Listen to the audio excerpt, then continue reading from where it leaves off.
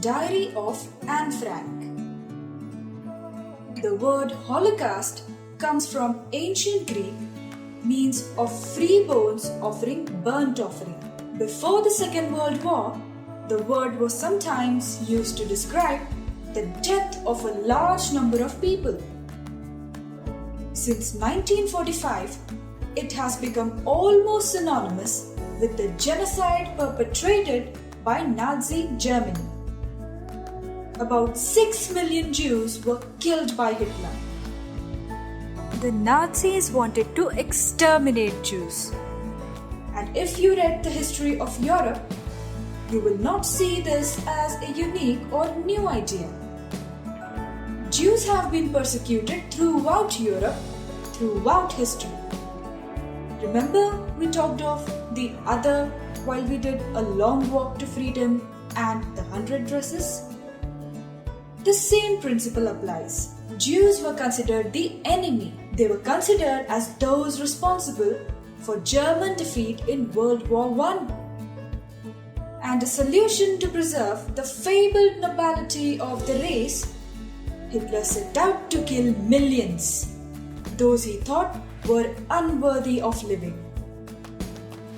But all of this is not the main focus of Anne Frank's diary.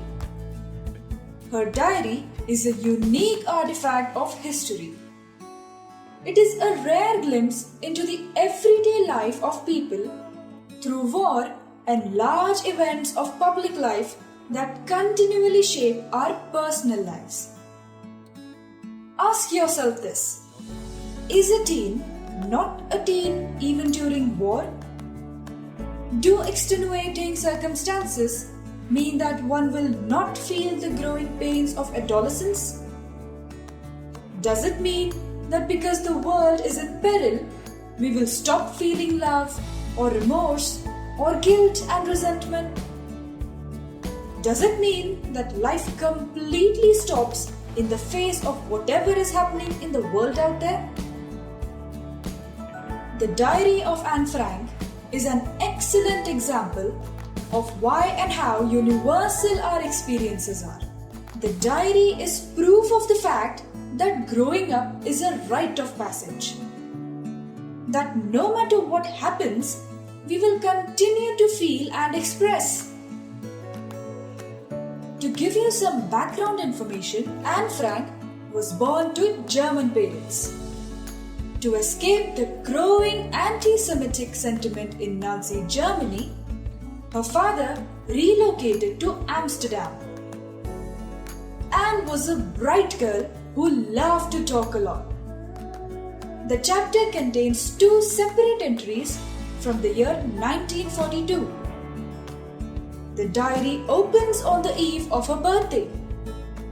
Anne fervently wishes that she will be able to confide her secrets in the diary. Because here's the kicker: she feels that she doesn't have any friends. Not to be confused with loneliness, however. She accepts and tells us that she isn't lonely. She has her father, mother, her sister, her aunts, her cat, all to keep her company. She is also a popular person in the school. Everyone likes Anne, and she has friends who she can hang out with. But they are not her real friends, in the sense that she cannot have deep conversations with them. She cannot tell them what she truly feels in her heart. She cannot move past the boringness of every day with her friends. And so, she has high hopes from her diary, who she has christened Kitty. Paper has more patience than people, she says, meaning that the only place she felt comfortable expressing herself was the blank page of her diary. Nowhere else. People judge. People may not always be the best listeners in the world, which is why she does away with talking to others, specifically the matters of heart. And so, to acquaint her friend with herself, she gives Kitty a short introduction of herself and her family. The story of her life, when she was born, how she moved from place to place before finally settling down in Netherlands, the loss of her grandmother and grandfather, and how ultimately their family ends up with herself, her father, her mother, and her elder sister. Notice here an important theme of loneliness and isolation. It won't be too long before Netherlands is invaded by Germany and Anne is forced into hiding. The same theme runs throughout her diary of being separated from the world at large, a separation from what she wants, from what she believes she deserves. But life doesn't stop at just that. Life continues no matter what happens and enjoys a lot of attention in her class. She is very talkative and enjoys talking to people. In another diary entry, we see her life in the classroom, where her friends are bickering and betting. The occasion is the announcement of results at the end of the year. Anne is also very opinionated. She feels that about a quarter of the class should be held back or failed. But she never knows what to expect from the teachers, whom she calls unpredictable. Speaking of teachers, Anne also has a run-in with one of the teachers, Mr. Keesing, whom she thinks is an old-fashioned teacher. He catches her talking in maths class and as punishment asks her to write an essay on a chatterbox.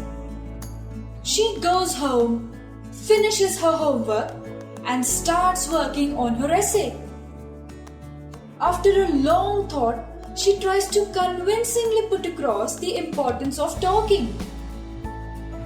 She tries a 3-pager essay saying how talking and chatting is essentially what students do, and even though she would try to keep it under control, she is skeptical of her success because she is finally her mother's daughter, and her mother loves to talk, like mother, like daughter.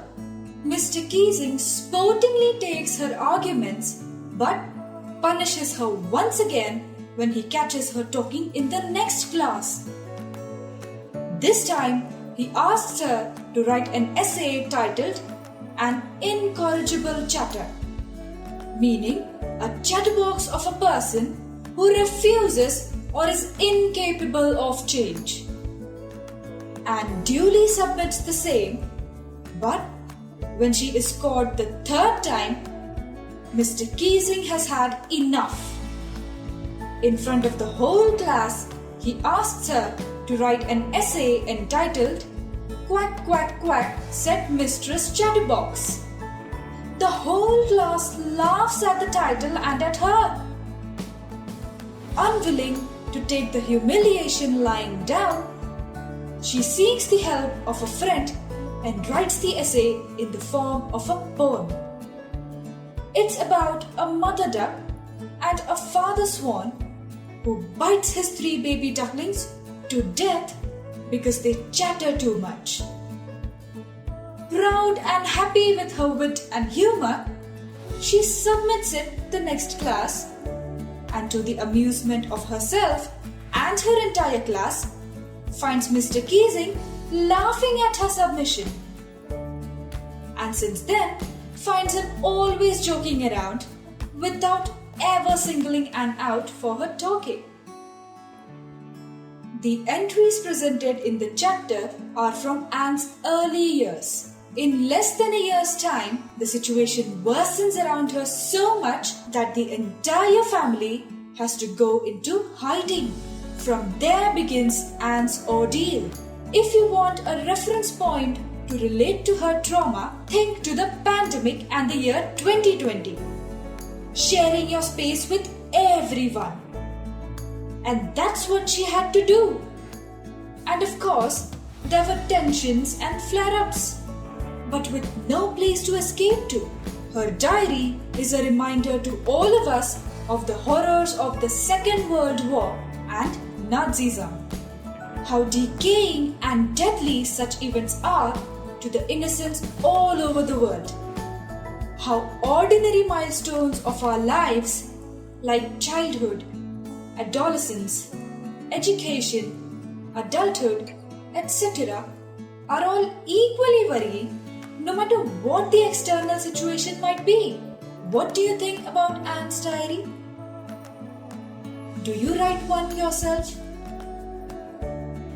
Given the times we live in, perhaps a good idea to start writing one?